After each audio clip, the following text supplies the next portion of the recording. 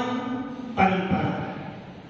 और उस श्रवण परंपरा के अंदर अनेक महान से महान आचार्य हुए हैं जिन्होंने जिनेंद्र देव की वाणी को सुनकर उसको लिपिबद्ध किया और वो जीवनी आज भी हमारे पास उपलब्ध है।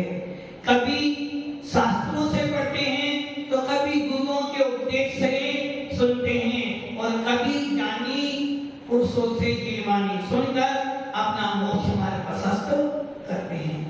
कल का पावन दिन पूरे जैन शासन के इतिहास में 365 दिन में से एक दिन मिलता है जितने हम जीवनी का बहुमान करते हैं।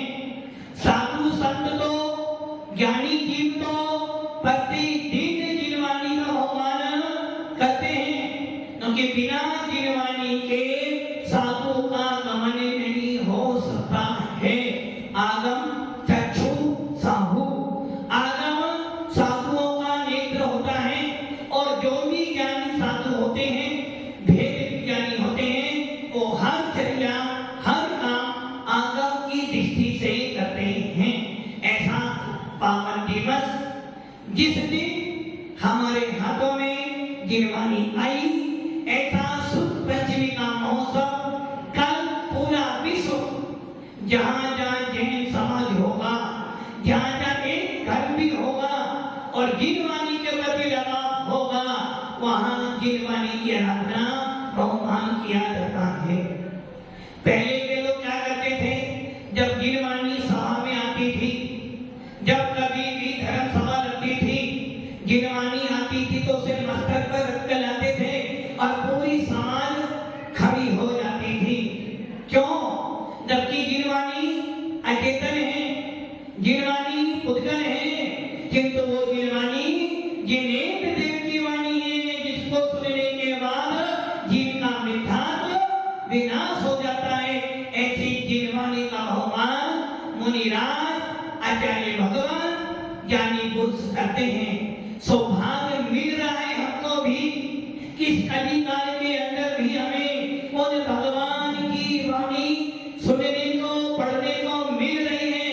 और यदि हम लोग अपने ज्ञाना पढ़नी कर्म का छह उत्सव करना चाहते हैं, यदि हम लोग जीवनी का अध्ययन करना चाहते हैं, यदि हम केवल ज्ञान की उपलब्धि करना चाहते हैं, तो आचार्य भगवत कुंद स्वामी कहते हैं ज्ञानी का और ज्ञान का बहुमान करो। और शायद जितने भी दिगंबर मंदिर हैं उनमें देव सात और गुरु विराजमान होते ही होते हैं। इसलिए अपने यहाँ पूरे विश्व के लिए आनंद का दिन है, पूरे जैन समाज के लिए आनंद का दिन है कि कल हम उन जीवनी माँ का, जिस जीवनी को पढ़कर कोई तो सम्यक दर्शन प्राप्त करता है, कोई पंचम को स्थान प्राप्त करता है, कोई तो सीधा सातवां को स्थान प्राप्त करता है, और कोई जीवनी को धारण कर केवल ज्ञान और सिद्ध पद को प्राप्त करते हैं। ऐसी जीवनी का बहुमान करने का हमें अवसर मिला है, तो हम सब अपने भावों को निर्मल बनाते हुए जीवनी के प्रति बहुमान व्यक्त करें। और जीवनी का बहुमान क्या है? जीवनी का बहुमान मात्र पालकी पर विराजमान करना नहीं है, जीवनी का बहुमान मात्र अर्घ्य जला देना बहुमान नहीं है, जीवनी को सुन लेना बहुमान नहीं है, जीवनी को अपने हृदय में विराजमान करना और अपने जीवन को परिवर्तित करना, ये जीवनी का बहुमान है। जैसे जैसे भाव बनाओगे वैसा वैसा कर्म का उदय आएगा। बात चल रही थी गति और आयु की। गति किसे कहते हैं और आयु किसे कहते हैं? भव्य आत्माओं, गति बंधवी भावों से होता है और आयु बंधवी भावों से होता है। 8 कर्म होते हैं और 8 कर्मों में से एक कर्म है नाम कर्म और एक कर्म है आयु कर्म। 8 कर्मों की सत्ता अलग अलग है। संसारी जीवों के पास प्रति क्षण मतलब कोई भी ऐसा समय नहीं है जिस समय आपको कर्म बंद, सातों कर्मों का बंद तो प्रति क्षण आपको हो रहा है। ऐसा एक भी क्षण नहीं जा रहा जिस समय आपको कर्म बंद। यदि मंदिर में आ रहे हो तो भी कर्म बंद हो रहा है, दुकान पर बैठे हो तब भी कर्म बंद हो रहा है, गिरवानी पढ़ रहे हो जब भी कर्म बंद हो रहा है, और जनवाणी पढ़ो तो भी कर्म बंद। गिरवानी मतलब साथ, जनवाणी मतलब जब भी कर्म बंद हो रहा है। खाना खाओगे तो भी कर्म बंद है, और उपवास करोगे तो भी कर्म बंद होगा। लड़ाई करोगे भी कर्म बंद होगा, शांति से बैठे हो तो भी कर्म बंद होगा। क्योंकि कर्म बंद होने में मूल कारण है आपके परिणाम, और वो परिणाम हर क्षण बनते बिगड़ते रहे हैं। यहाँ तक कि 7वें 8वें गुलिस्तान में जो सुतों योगी मुनिराज हैं, कर्म बंद तो वहां भी हो रहा है। यहाँ तक कि 13वें गुलिस्तान में भी कर्मों का आश्रम हो रहा है। सहयोग के विधि को भी कर्मों का बंद हो रहा है। मात्र 14वें गुलिस्तान भक्ति मुनिराज ऐसे हैं जिनको कर्म बंद प्रति क्षण कर्मों की श्रृंखला चली आ रही है। किंतु कर्म कितने बंधे हैं, कितने नहीं बंधे हैं, कितने समय तक बंधे हैं, कितने समय तक रहेंगे, ये सारा खेल आपके भावों का है। कौन सा कर्म कितना फल देगा, ज्यादा कर्म बांधा है कम फल दे रहा है, कम कर्म बांधा था ज्यादा फल दे रहा है, ये सब पनौती भी तुम्हारे भावों की है। इसलिए आचार्य कहते हैं तेरे ही भावों से मोक्ष है और तेरे ही भावों से संसार है। अब करना क्या है आपको, करना क्या है? काशी भाई क्या करना है? भावों को छोड़ना है, निर्मल करना है। तो निर्मल करने से कर्म बंद हो जाएगा क्या? शब्दों प्योर परिणाम है, फिर भी कर्म बंद तो हो रहा है। क्योंकि कर्म बनने के कारण कौन से हैं? मिथ्या, अविरति, परिमाण, कसाय और योग। मिथ्या पहले गुलिस्तान तक है, मिथ्या तो पहले गुलिस्तान तक है, मिथ्या तो कहां तक है? नवीनी कहां तक है? दूसरे तक है, दूसरे तक जो आप वो सब। इसलिए कहते हैं पढ़ोगे लिखोगे बनोगे खराब, पढ़ोगे लिखोगे बनोगे खराब, खेलोगे कूदोगे बनोगे नवाब। तो नवाब बनने के बाद बीमारी सुनने का मतलब ही नहीं है, और नवीन जी तो नवाब ही।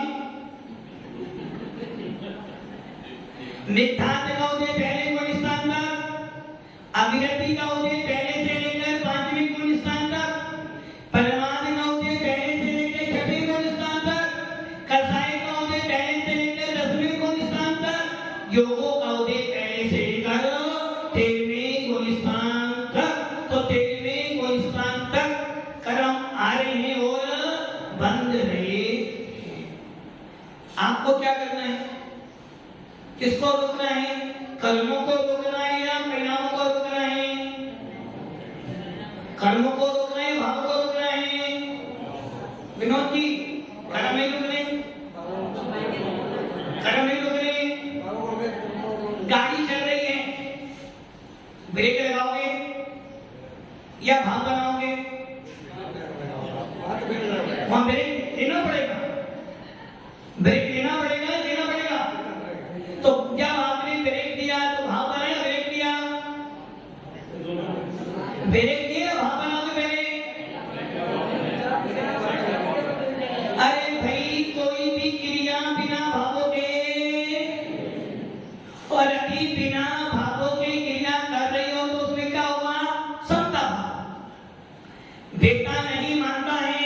एक बार बोला, दो बार बोला, तीन बार बोला, चार बार बोला, पांच बार बोला, बोलते बोलते 10 साल। आदिनाथ जी 10 साल निकल गए, बोलते बोलते बेटा नहीं माना, क्या करोगे?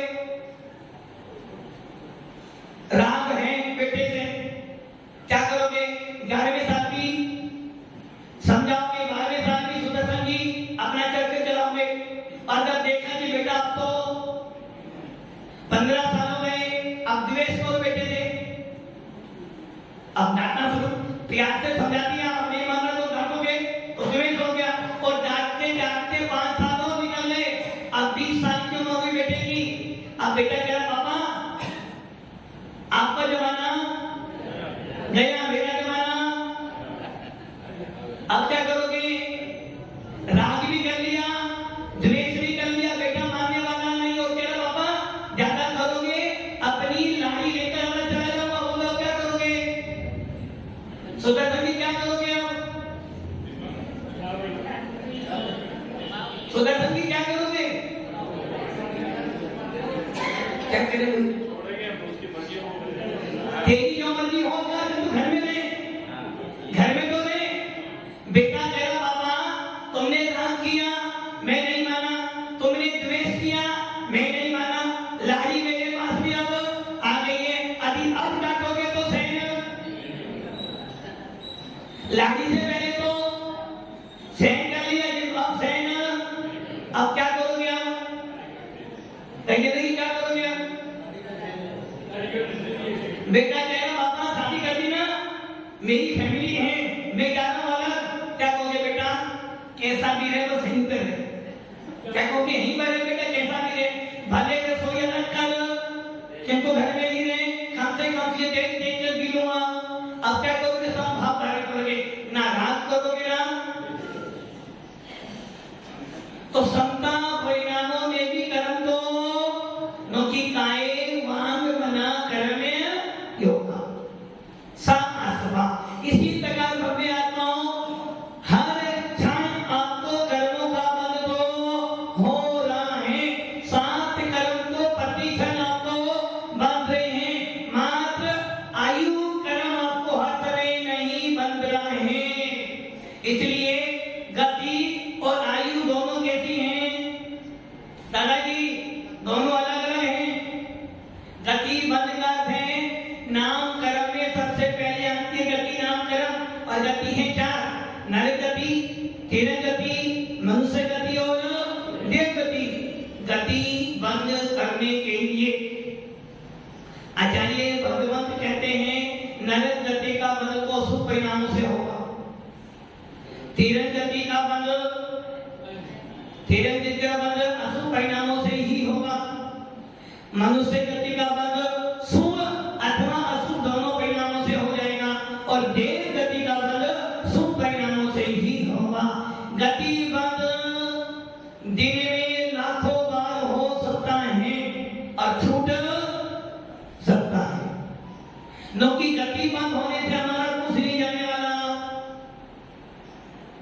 गति बंध को प्रति क्षण बढ़ता और छूटता है, किंतु आयु बंध मात्र पहले गुणस्थान से लेकर 7वें गुणस्थान तक ही बनता है। पहले गुणस्थान से लेकर 7वें गुणस्थान तक आयु का बंध होता है, और 7वें गुणस्थान के ऊपर आयु बंध नहीं होता, जो कि 7वें गुणस्थान के ऊपर कोई अवस्था है। अवस्था तो एक श्रेणी की ऊपर जाना है। गुणस्थान जिन्होंने पढ़े होंगे उन्हें पता होगा 8वां, 9वां, 10वां और 11वां ये उत्सव श्रेणी के गुणस्थान हैं। 8, 9, 10, 12 26 श्रेणी का गुणस्थान है। 13वां 14वां अरहंतों का गुणस्थान है। अरहंत और 13वें 14वें गुणस्थान वाले दोनों अरहंत हैं, इनको आयु बंध होता है। वीर प्रकाश जी को, वीर प्रकाश जी 13वें 14वें 12वें जीवों को आयु बंध होता है। बिना आयु बंध के मरण नहीं हो सकता। वीर प्रकाश जी 13वें 14वें वाले जीव का आयु बंध होगा नहीं होगा? सुनो जिन वाणी, सुनो जिन वाणी,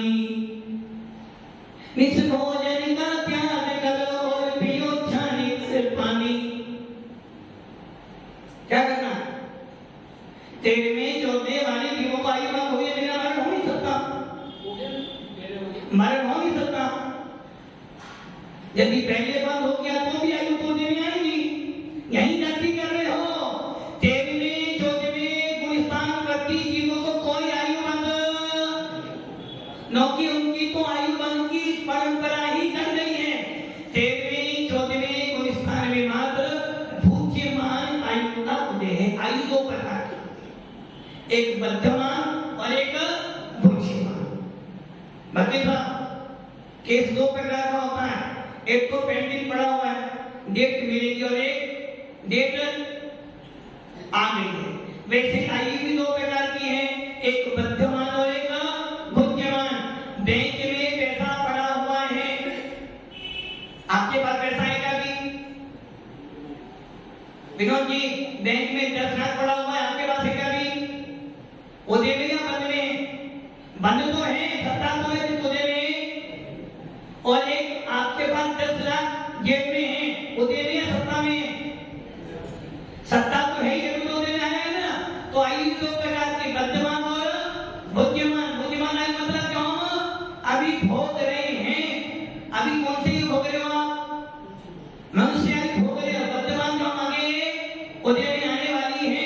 तो एक जीवों को दो आयु की सत्ता हो सकती है, बद्धमान और एक भूज्यमान।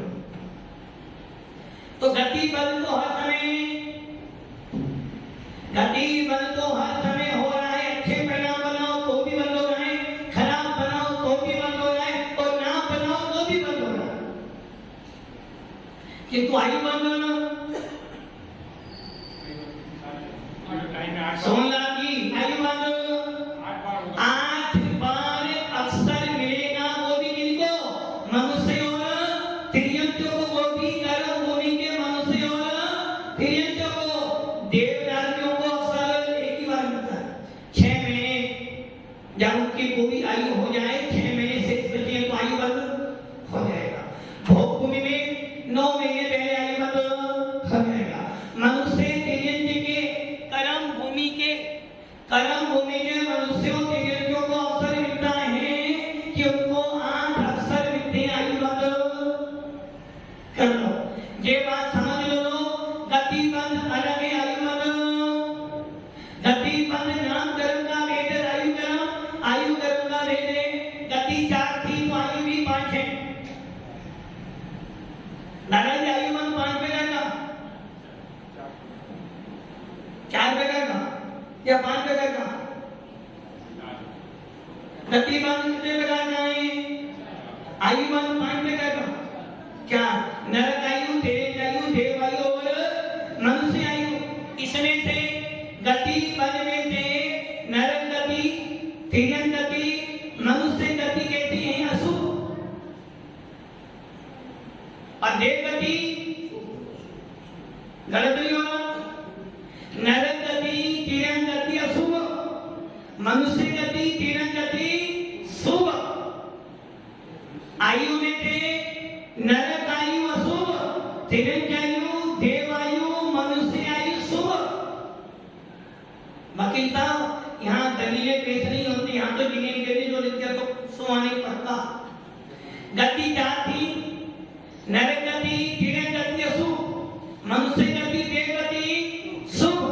4 आयु में महादेव जी, 4 आयु में नरक आयु अशुभ है, तिर्यक आयु अशुभ ही अशुभ है, अशुभ नहीं शुभ है। तिर्यक आयु शुभ है। आदिनाथ जी, तिर्यक आयु शुभ है, शुभ या अशुभ है? गति कैसी है? अशुभ। आयु कैसी है? शुभ है। आप तो तिर्यक में जाना है तो कैसे शुभ हो जाएंगे? तिर्यक आयु गतिता कैसी है? शुभ है। नरक आयु अशुभ है, तिर्यक आयु शुभ है, देव आयु शुभ है, मनुष्य आयु शुभ है। अब कैसे देखते हैं? एक राजा था, एक राजा ने मुझे आपसे पूछा कि भगवान, मरने के बाद में कहाँ जाऊंगा? मुनिराज अवधि जानी थे, बोले राजा मरने के बाद तो अपनी ही निष्ठा में कीड़ा पैदा हो जाएगा। बेटे के बाद में बेटा 3 दिन बाद मरने वाला हूं मैं, और महाराज ने बोलना है तो बात तो हमारी बात तो गलत हो सकती है, किंतु अवधि यानी मने परी ज्ञानी जीवों की बात महाराज ने बोला 3 दिन बाद मेरी मृत्यु होनी है तो निश्चित है मृत्यु होनी है, आज से तू राजा। कौन राजा? तो आज से चाबी बेटे के हाथ में, विनोद जी चाबी बेटे के, किस बेटे की? 2 बेटे हैं, किस बेटे के हाथ में? नहीं, दोनों के हाथ में चाबी नहीं आ सकती, किसको दोगे? चाबी तो बेटियों के हाथ में, तिजोरी की चाबी तो मेरे पास ही है। अब मुनिराज ने बेटे को राजा बना दिया। राजा 3 दिन के बाद बोले बेटा जैसे मैं मरूं और बिस्तर में कीड़ा बैठा हुआ तो एक काम करना, तलवार लेके मुझे वहीं मार देना ताकि मैं तुझसे बच जाऊंगा। पिताजी मर गए। 3 दिन के बाद मरे और मर के बिस्तर में कीड़ा पैदा हो गए। राजकुमार अब राजा बन गए, तलवार लेकर जैसे मारने के लिए गया वो कीड़ा बिस्तर के अंदर और अब बड़ा परेशान, जैसे कीड़ा मारा था मारने का प्रयास करता, कीड़ा अंदर चला जाता, बड़ा दुखी हो गया। पिताजी वचन दे गए थे मेरे को, वचन देने के वचन ले गए थे, क्या ले गए थे कि बेटा मैं 3 दिन बाद में मरूंगा, मुझे मार देना। अब बेटा बड़ा प्रयास करे, मरता ही नहीं, बार बार बिस्तर में जा रहा है, बड़ा परेशान। गया महाराज के पास, महाराज आपने पिताजी को ऐसा बोला था, वो तो मर गए, वो मुझसे वचन ले गए थे कि जब मैं मर जाऊंगा तो कीड़ा बनूंगा, मुझे मार देना। मैं मारने के लिए जाता हूं, किंतु वो अंदर चले जाते हैं, और जब बाहर आते हैं मैं फिर प्रयास करता हूं, फिर वो अंदर चले जाते हैं। अब बताओ मैं क्या करूं? तो महाराज से बेटा इसीलिए कह रहा हूं नरक गति तीरथ गति अशुभ है, तीरथ आयु देव आयु मनुष्य आयु शुभ है, क्योंकि नरक तीरथ गति में कोई जाना, किन को तीरथ गति में जाना है? मैं समझ जाना नहीं, आपको तो सीधी मोक्ष जाने वाला जाना ही होती। तीरथ गति में कोई जाना नहीं चाहता, इसलिए वो अशुभ है, किंतु तीरथ गति में जाने के बाद कोई मरना नहीं चाहता, इसलिए नरक तीरथ आयु शुभ है। तीरथ गति में कोई जाना नहीं चाहता, इसलिए वो अशुभ है, किंतु एक बार तीरथ गति प्राप्त हो जाए तो कोई मरना नहीं चाहता, इसलिए तीरथ आयु शुभ है। वकील साहब दलील खारिज नहीं, पॉइंट क्यों? नहीं हाँ कोई पहले तो आयु का नाम, जब आपकी तीरथ आयु में मनुष्य गति में जीव दुखी होने के बाद भी मरना, वैसे तीरथ आयु के अंदर भी मरना, विष्टा कालीन विष्टा में आनंद। एक बार नारायण जी ने पूछा भगवंत स्वर्ग में बड़ा सुख है, तो मैं किसी जीव को दिया था, ले लिया हूं। एक सुअर था, सुअर से बोले स्वर्ग जाना है, बोला चलूंगा। क्या मिलेगा वहां? सब कुछ मिलेगा, अच्छी सी अच्छी वस्तु मिलेगी, बोला विष्ठा मिलेगी, बोले वो नहीं मिलेगी, तो मैं नहीं जाना चाहता। वही हाल हम लोगों का है। हम लोग घर में रहकर बेटे बहुओं की डांट खा सकते हैं, बेटे बहुओं की मार सहन कर सकते हैं, किंतु संयम के मार्ग पर तो बस ये जीव स्टॉक देखने चाहिए। भगवान को ये 5 स्वामी कहते हैं, ये जीव किस पर्याय में जाता है उसमें ही रहना, जैसे वकील साहब रखते हैं।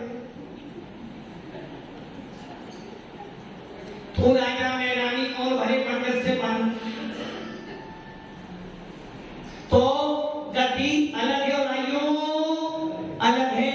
गति बन हर क्षण होता रहता, उतना बोले नहीं है, किंतु बोले किसका है? आयु बंद के साथ में जो गति बंद होगा उसका मूल्य है। गति बंद तो हम अपने शुभ अशुभ परिणामों से बदल सकते हैं। मेरे परिणाम बहुत खराब हो रहे थे उपदेश सुना और मैंने परिणाम अच्छे बनाए, देव गति का बंद लिया, और थोड़े से खराब बनाए, मनुष्य का बंद कर लिया। तो गतिबंध तो बदल रहा है, आ रहा है, जा रहा है, आ रहा है, जा रहा है, आ रहा है, जा रहा है, किंतु आयु बंद यदि एक बार आयु बंद कर लिया, आप महाराज भी बन जाना तो आयु बंद छूटने वाला, तीर्थंकर भी बन जाना तो छूटने वाला। तो आयु बंद अलग, गति बंद अलग। गति बंद नाम कर्म का भेद है, आयु बंद आयु कर्म का भेद है। और आयु कर्म जब होता है मात्र 8 बार ही अक्षर मिलेगा, 9वीं बार अक्षर मिलने वाला। तो आयु बंद करना हमको नहीं करना है, करना हो गए, करोगे नहीं होगा, करना पड़ेगा। बिना तुम्हारे भाव बनाए बिना आयु बंद नहीं हो सकता। तुम्हारे परिणाम जब तक नहीं बनेंगे तब तक कोई काम होने वाला। अच्छा, आयु बंद कौन देगा? गलत था कौन देगा? कर्म नहीं दे, कर्म को होगी, कर्म बंद नहीं देंगे। गलती का तो कर्म 3 प्रकार के, धर्म कर्म, भाव कर्म और नौ। इन तीनों में से सबसे महत्वपूर्ण कौन सा है? वकील साहब को ऐसे नहीं, ऐसे पूछो। एक ने घर में चोरी करी अपने घर में, एक ने मोहल्ले में चोरी करी और एक ने किसी की दुकान पे चोरी करी। गुनाहगार कौन है? नहीं है, नहीं है, बराबर होनी तीनों। एक व्यक्ति ने, एक स्त्री ने अपने पति देव की जेब में से पैसे चुराए, चोरी है क्या वो? नहीं है। क्यों? चोर कौन है? उसकी सजा क्या मिलेगी? अपने पति देव की संपत्ति पे से पैसा निकालना मेरा अधिकार है। चोरी तो है, बिना पूछे ही कि तो अनुमति नहीं है, वो गृहस्थी है, वो ले सकती है। पापा बेटा जो होता है तिजोरी में से अपने आप पैसा निकाल लेता है, आप उसे चोर नहीं कहोगे। अपने घर में चोरी नहीं है, बाहर जाके चोरी करेगा। मान लो आपका बेटा है, आपके पेंट में से, आपके बटुए में से, तिजोरी में से पैसे निकालता है, कोई चोर नहीं करेगा। और अभी मान लो वो गजेंद्र जी के यहाँ चला जाए और पैसे उठा के ले जाए, तो क्या कहोगे? चोरी नहीं है, साहूकार। किंतु घर में से लाया है तो चोरी नहीं है, नहीं है। कैसे चोरी बता दो? जिसका स्वामित्व है और जिसका कब्जा है, उसकी बिना अनुमति के उस स्थान पर हटाई गई है। वकील साहब, ये परिभाषा ना कोर्ट की ना शास्त्र की है। कोर्ट ये कहती है बाप की संपत्ति पर बेटे का अधिकार होता है, लेकिन बिना उसके अनुमति। ये चोरी नहीं है।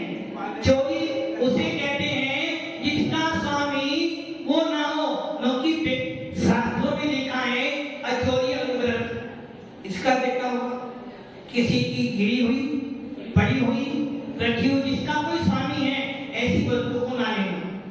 और मुनिराजों के लिए है, किसी की गिरी हुई, ये पता है कि ये सोने का चैन काफी बांधी की है, फिर में उठा, क्योंकि हमारा त्याग है।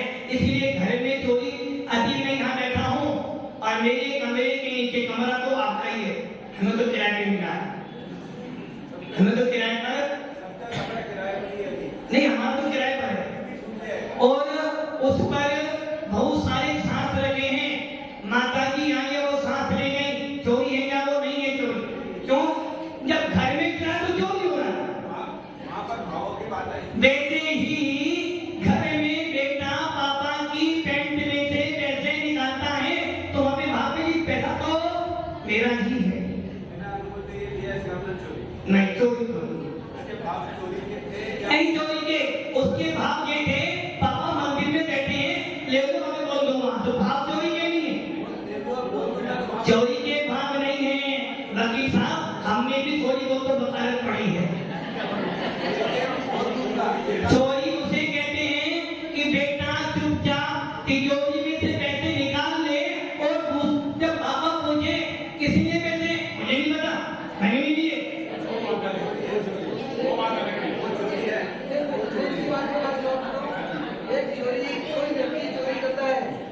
मेरे घर में चोरी कर रहा है, क्या मैं उसको अखबार में छापूंगा तो वो मेरे पे केस कर सकते हैं। लेकिन अगर उसी व्यक्ति ने किसी घर में चोरी की और मैं छापूंगा तो वो मुझे कुछ नहीं। जैसे एक पराचित ग्रंथ कहता है एक साधु ने अपराध किया और वो अपराध किसको बताए, आचार्य को बताए, सच्चे मेमों को बताए, तो उसका अपराध नहीं है। यदि वो ही अपराध समाज में मालूम पड़ता है तो अपराध है। घर में चोरी करने वालों के लिए कोई वकील नहीं करेगा, किंतु पड़ोसी के यहाँ चोरी करने के लिए एफआईआर करानी पड़ेगी।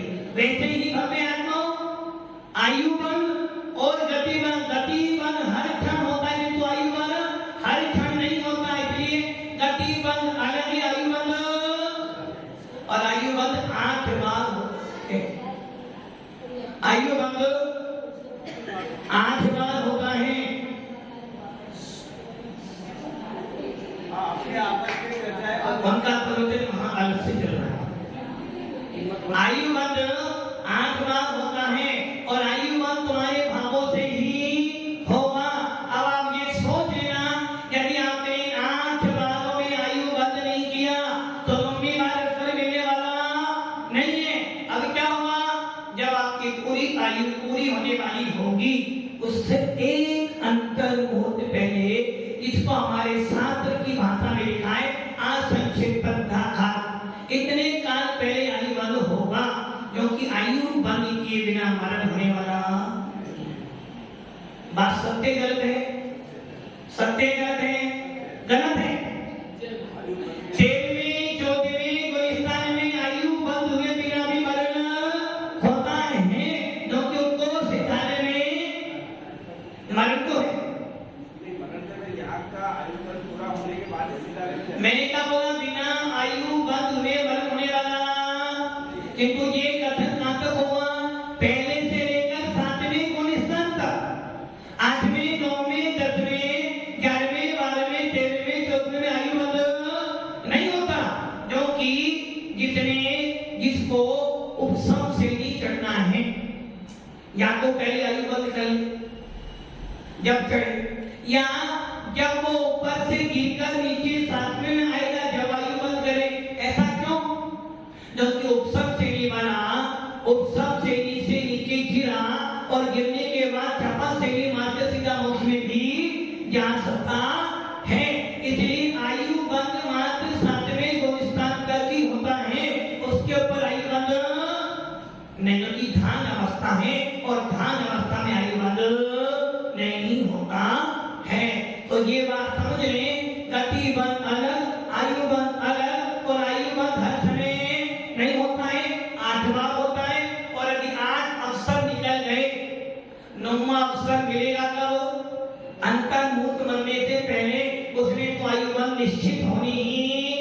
अब तुम खराब बनाओ या अच्छे बनाओ, आयु बंद को होना पड़ेगा। इसलिए आयु बंद करने के लिए भावों को अच्छा बनाना चलो, ताकि हमारा आयु बंद अच्छा हो। इस पे चर्चा अपन और कल करेंगे। ओम नमः